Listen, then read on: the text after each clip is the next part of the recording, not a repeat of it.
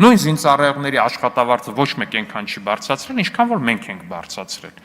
Ու որ տենց բան է, թիրախային էս ուղղվածությունը անդադ պարեկներին այդ մարդկանցից ինչ եք ուզում, ես չեմ հասկանում։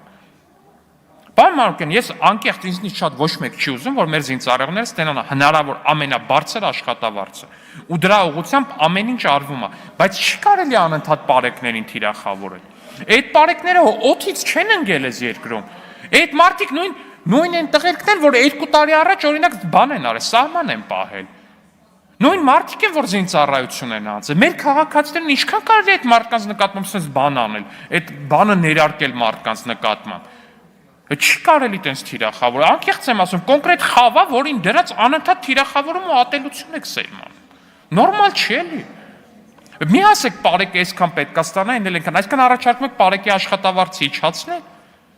Խոսեք թիրախային, ասեք եկեք բարձրացնեք բաների, սերժանտների աշխատավարձը, ես ասեմ, այո, եկեք բարձրացնենք ինչքան հնարավոր է, տենանք ինչ հնարավոր դրա համար։ Բայց դրա հաշվին թիրախավորելով պարեկներին ինչի համար։